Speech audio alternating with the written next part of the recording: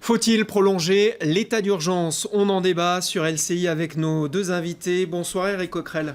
Bonsoir. Vous êtes coordinateur du Parti de gauche et conseiller régional. Bonsoir Pierre-Yves Bournazel.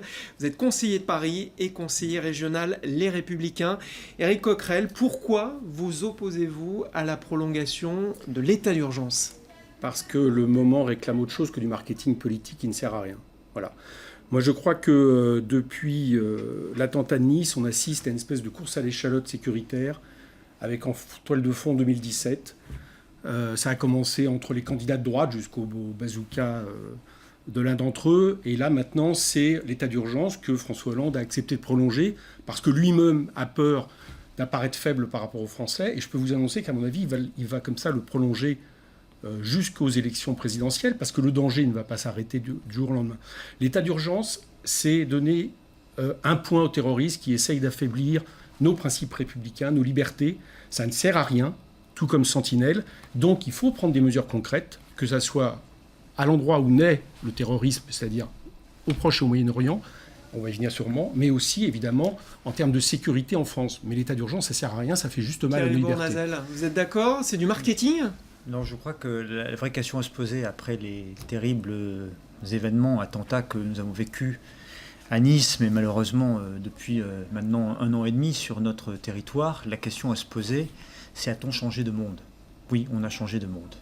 Et on doit se doter des moyens nécessaires pour éradiquer le terrorisme, à la fois sur le plan intérieur et sur le plan extérieur. Sur le plan intérieur, il faut voter l'état d'urgence dans l'intérêt général.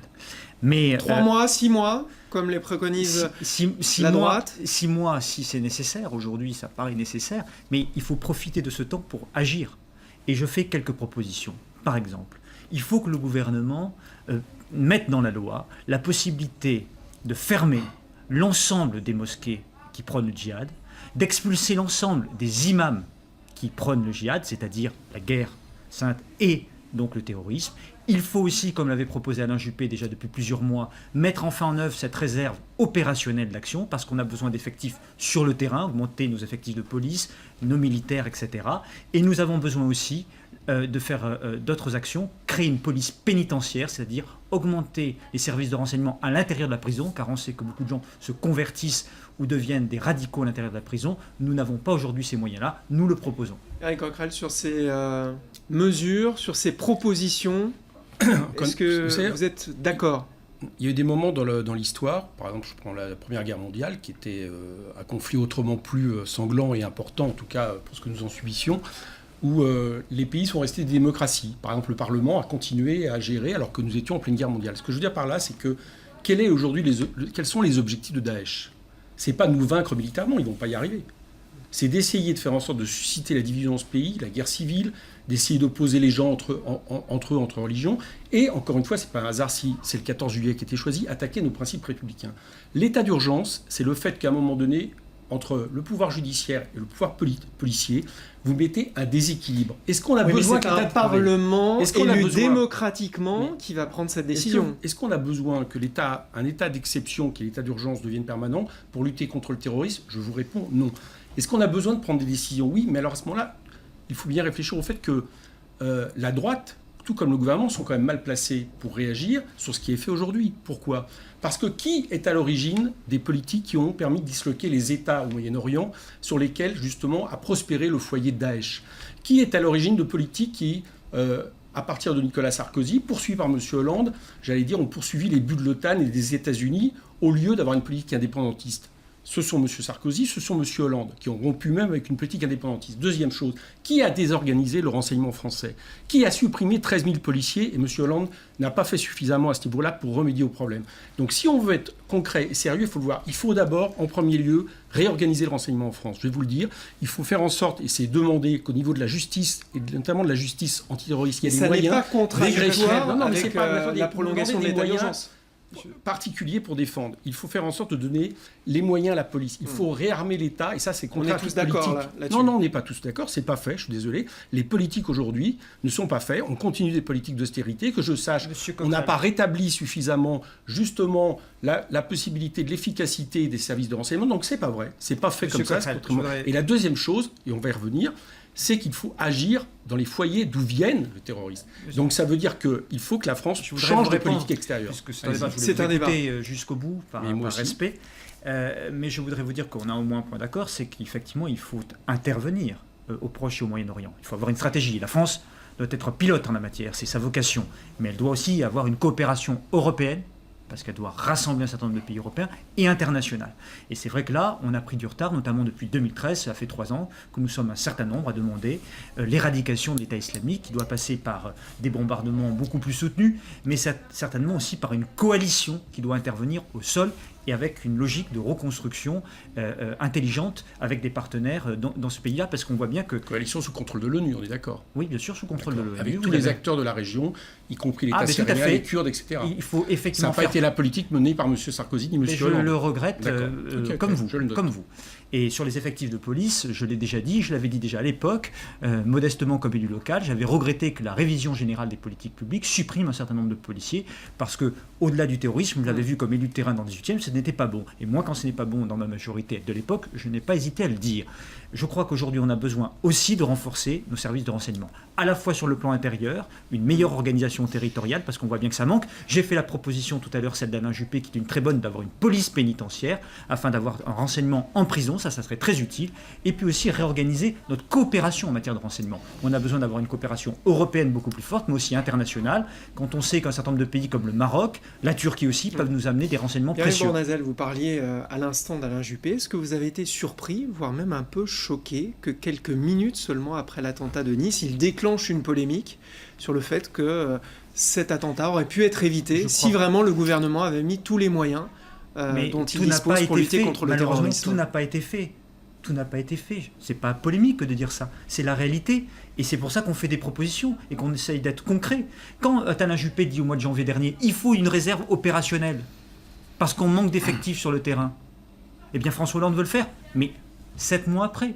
Donc tout n'avait pas été fait, et je dis que l'état d'urgence doit être utile pour faire ce qui n'a pas été fait et agir dans l'intérêt général, dans la préservation de la sécurité des Françaises et des Français, au-delà de tous les clivages politiques. Il faut le faire maintenant. Sinon, l'état d'urgence, on pourra le prolonger autant qu'on veut. Si on n'agit pas à l'intérieur de l'état d'urgence pour éradiquer le terrorisme intérieur et extérieur, alors ça ne servira à rien. Il est temps d'agir. Éric Coquerel. Bon, d'abord sur l'état d'urgence, encore une fois, l'état de droit a les moyens de se défendre. Il faut arrêter avec cette histoire qui laisserait penser que la justice n'est pas capable d'agir suffisamment vite. Alors Manuel Valls a quand même dit qu'un attentat qui aurait pu être particulièrement meurtrier a été déjoué juste avant l'Euro. Alors certes, l'attentat de Nice n'a pas été déjoué. Qu'est-ce que vous en savez si ça n'a pas suivi les principes normaux au niveau justice, etc. Vous savez, il y a plein de lois qui le permettent. Donc ce qui est dit là ne veut pas dire que c'est grâce à l'état d'urgence. Je rappelle, l'état d'urgence, mais rien ne peut vous permettre de dire que sans l'état d'urgence... Vous êtes d'accord, vous non plus. Donnons les moyens, encore une fois, à la justice. Engageons, et ça n'a pas été fait, c'est ça qu'il faut rétablir. Deuxième chose sur les propositions, puisque j'observe que M. Bournazel me rejoint sur pas mal de points, ce qui d'ailleurs est une politique contraire à ce qui a été fait par son camp pendant des années, mais tant mieux, on peut changer. Mais sur par exemple, les réserves opérationnelles, peut-être pas vous, mais les gens que vous défendez, si. Les réserves opérationnelles, là aussi, attention à ce qu'on dit. Sentinelle, on sait que ça ne sert à rien. Les militaires qui sont mis en France pour surveiller des espaces publics, il suffit d'écouter le général Desportes qui en parle. C'est des militaires qui manquent ailleurs. C'est très coûteux et ça ne sert à rien parce que c'est pas ça qui va, à un moment donné, empêcher quelqu'un comme à Nice ou quelqu'un en mettant sa vie en jeu, de faire un acte de ce type. C'est un peu la même chose avec, j'entends les réserves opérationnelles. Ça peut peut-être être vrai sur les gens qui viennent juste de partir à la retraite, mais par ailleurs, ceux qui n'ont plus aujourd'hui d'expérience, qui sont trop loin du terrain, c'est quelque chose qui n'est pas... Et on arrête. Oui, on met les moyens au niveau de la police nationale nécessaires. On rétablit les effectifs nécessaires. D'ailleurs, entre parenthèses, ce qui s'est passé à Nice montre que le tout vidéo, que certains nous promeuvent comme l'alpha oméga de la sécurité, ça n'empêche pas les attentats, ni forcément le fait d'armer les polices municipales. Donc il faut armer les polices républicaines nationales. Il faut faire en sorte et se dire que nous sommes dans un contexte où malheureusement tout n'est pas évitable. Regardez ce qui s'est passé dans le train en Allemagne récemment. Mais c'est pour ça qu'effectivement, il faut mettre le paquet sur la politique extérieure et au niveau des renseignements. Et s'il y avait autre chose à faire aussi, excusez-moi, mais dans mesure concrète, c'est d'épuiser le financement de Daesh. Il faut s'en prendre aux États wahhabites, Arabie Saoudite, Qatar. Alors certes, qui pour l'instant sont un peu moins alliés avec eux, mais c'est tout à fait récent. Il faut s'en prendre aux entreprises françaises. Il n'y a pas longtemps, Le Monde expliquait que les ciments Lafarge avaient financé de manière indirecte l'État islamique. Toute entreprise française qui peut être de ce type, il faut être absolument intransigeant. Donc voilà des mesures très concrètes. Et encore une fois, par contre, ne pas s'en prendre à l'administration. Je vais trouver un nouveau point d'accord, parce qu'il y a beaucoup de points de désaccord, on les a dit. Mais c'est vrai que nous luttons contre un ennemi. Il faut savoir le nommer. Et cet ennemi, on l'appelle comme on veut, terrorisme islamiste, mais c'est le salafisme. Vous avez parlé du wahhabisme, le salafisme wahhabiste. Voilà, c'est notre ennemi parce que c'est des sources de financement, évidemment. Ces sources de financement, il faut les bloquer. Il faut empêcher le financement de l'État islamique. Il faut lui couper l'argent, évidemment. Et puis, il faut l'éradiquer sur le terrain syro-irakien. Et pour ça, ça demande une coalition internationale. Il faut que la France prenne des initiatives pour créer cette coalition internationale, intervenir beaucoup plus fortement dans les bombardements, et il faudra évidemment, avec les pays environnants qui le souhaitent, intervenir au sol, parce que sinon on n'y arrivera pas. Et l'État islamique cherche la division sur nos territoires, mais il faut... et affaiblir les principes républicains, vous êtes d'accord avec moi? Mais les principes républicains ne sont pas affaiblis quand... Vous savez très bien que l'état d'urgence... Quand on assure... Je suis sûr que vous êtes d'accord quand on avec assure moi, la sécurité, l'état M. Coquerel... n'empêchera pas les ça ne réglera pas si on ne fait rien. Mais si on se dote des moyens nécessaires, comme les propositions que j'ai faites tout à l'heure et celles qu'a faites par exemple Alain Juppé ou d'autres, de gauche ou de droite, eh bien on réussira à lutter contre le terrorisme. Aujourd'hui, il nous manque des moyens. La sécurité n'est pas l'ennemi de la liberté. La sécurité permet la liberté, parce que si nous n'avons pas la sécurité de nos concitoyens, alors nous allons rentrer dans une période où s'arrête la sécurité extrêmement difficile. Commence la liberté. Et nos compatriotes demandent la sécurité pour pouvoir jouir demain de liberté. Merci à vous deux. Merci Eric Coquerel, merci Pierre-Yves Bournazel d'être venu débattre sur le plateau d'LCI sur cette prolongation de l'état d'urgence. Restez avec nous dans quelques instants. L'essentiel de l'info sur LCI.